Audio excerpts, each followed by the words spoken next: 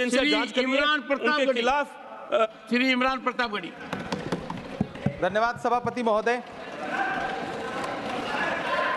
आपने मुझे आम बजट पर बोलने का मौका दिया। इमरान प्रतापगढ़ी। धन्यवाद सभापति महोदय। 83 मिनट 71 बार थपथपाई गई मेज, 14,417 शब्दों का बजट भाषण, और उस बजट में अपने लिए राहत तलाशती मिडिल क्लास की हैरतजदा आंखें। सभापति महोदय, मेरे हाथों में जो दस्तावेज है, दरअसल ये देश के किसानों, गरीबों, मजदूरों की उम्मीदों का स्मारक है। ऐसा लग रहा है जैसे वित्त मंत्री महोदया ने बजट नहीं तैयार किया है, बल्कि प्रधानमंत्री जी की मन की बात का संकलन तैयार किया है। टूटा हुआ लश्कर का भरम देख रहे हैं, टूटा हुआ लश्कर का भरम देख रहे हैं, और जिल्ले इलाही के करम देख रहे हैं। ताकत का नशा अक्ल पे हावी है तुम्हारी, तुम देख ना पाओगे जो हम देख रहे हैं। वित्त मंत्री महोदया ने इस बजट में महंगाई पर सिर्फ 10 शब्द बोला है। जिस देश में टमाटर 100 रुपए किलो बिक रहा हो, सभापति महोदय मेरा टाइम पॉज करें और बार बार इंटरप्ट करने को या तो मना करें। हाँ बोले, कृपया बोले। सभापति महोदय, वित्त मंत्री महोदया ने इस बजट में महंगाई पर सिर्फ 10 शब्द बोले हैं। जिस देश में टमाटर 100 रुपए किलो बिक रहा हो, उस देश की वित्त मंत्री के पास बजट में महंगाई पर बोलने के लिए सिर्फ 10 शब्द है।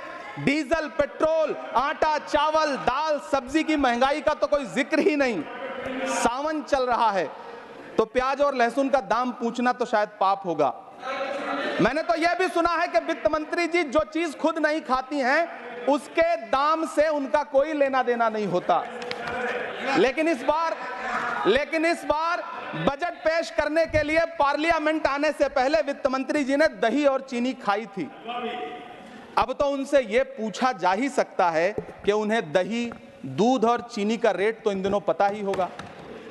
क्या उसे सस्ता करवाएंगी या नहीं सस्ता करवाएंगी? अगर पता है तो कृपया सस्ता करवाइए, क्योंकि इसी चीनी ने अमेठी में एक मंत्री महोदया का राजनीतिक कैरियर कड़वा कर दिया। सभापति महोदय, अपने शीश महलों में बैठे हुए सरकार के सांसद और मंत्री कह रहे हैं कि महंगाई कम हो रही है।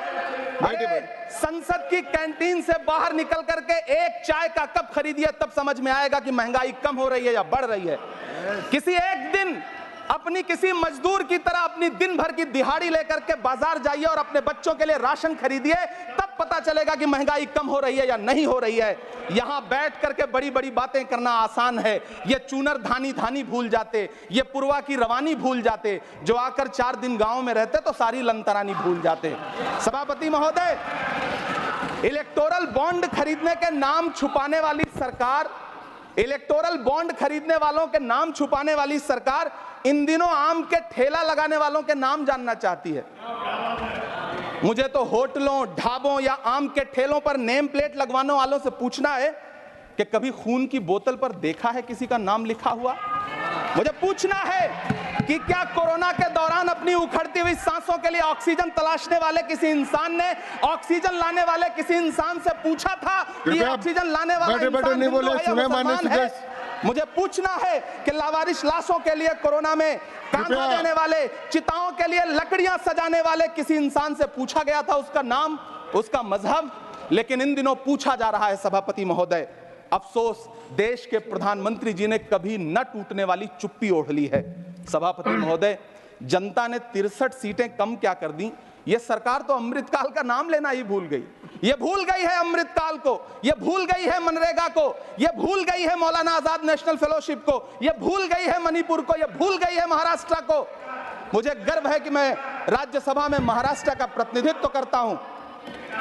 महाराष्ट्र जो देश की आर्थिक राजधानी है, जो टोटल कॉर्पोरेट टैक्स का 40%, इनकम टैक्स का 32% और जीएसटी का 20% इस देश को देता है, उस महाराष्ट्र के लिए इस बजट में एक शब्द नहीं है।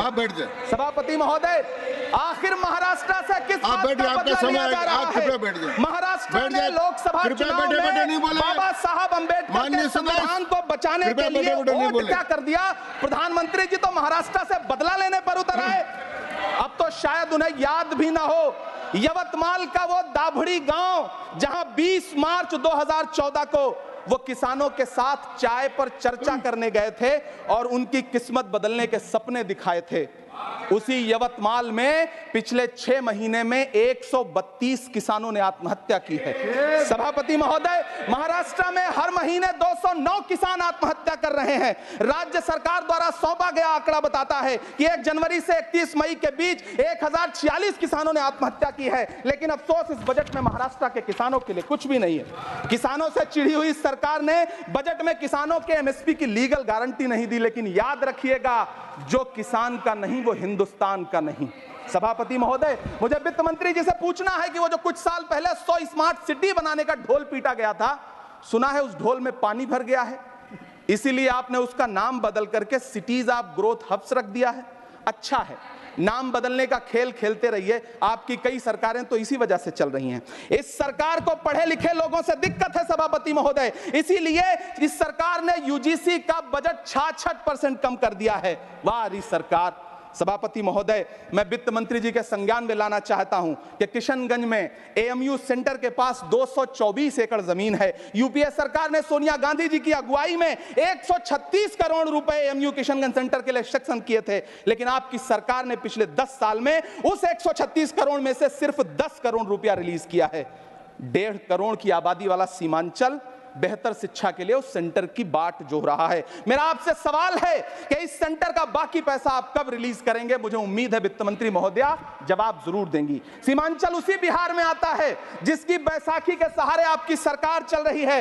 वहां के लोगों को एम्स की जरूरत है। महानंदा और कोसी से होने वाली बाढ़ की तबाही को रोकने के लिए बांध बनाइए, सीमांचल के साथ सौतेला व्यवहार बंद करिए। इकोनॉमिक कॉरिडोर बनाने से किसी राज्य का विकास नहीं होगा, विकास होगा स्वास्थ्य और शिक्षा के बुनियादी मुद्दों के लिए बजट देने पर।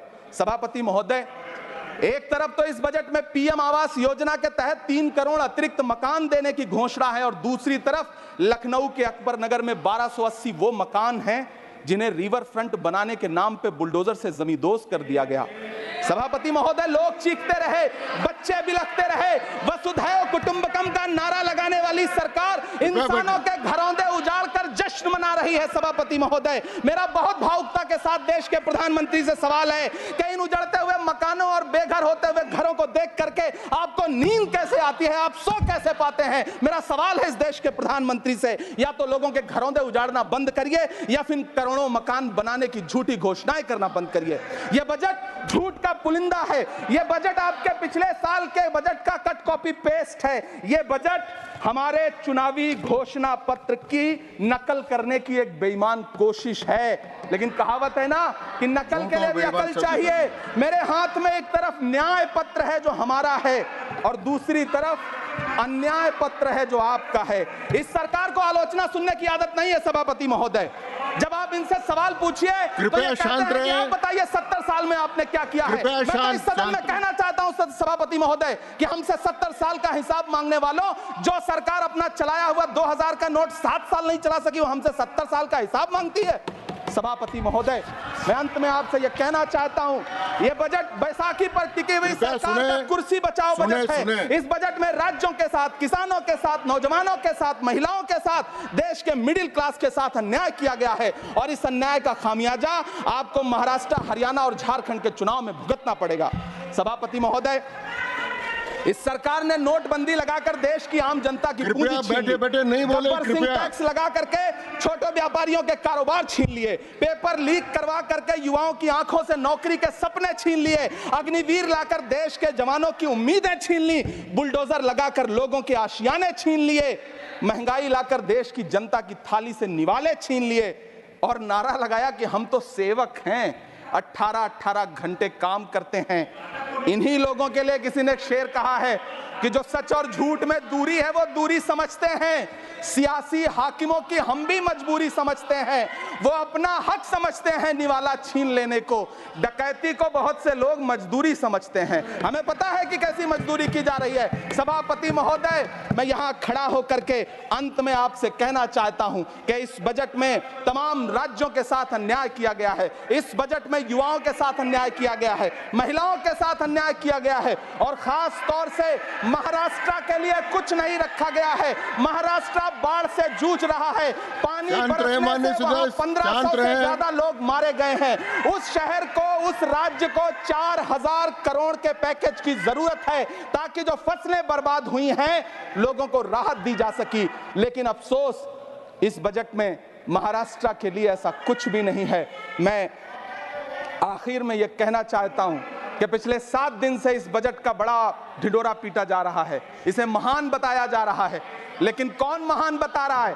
सत्ता पक्ष के लोग, उन्हें तो बताना ही है। क्योंकि मैं अवध क्षेत्र से आता हूं, प्रतापगढ़ से, नीरज भाई भी अवध और पूर्वांचल से आते हैं।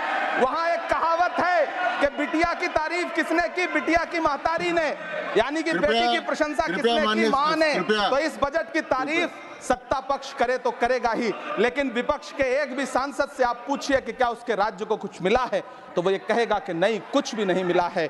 बहुत बहुत धन्यवाद सभापति महोदय, मुझे आम बजट पर अपनी राय रखने के लिए। धन्यवाद।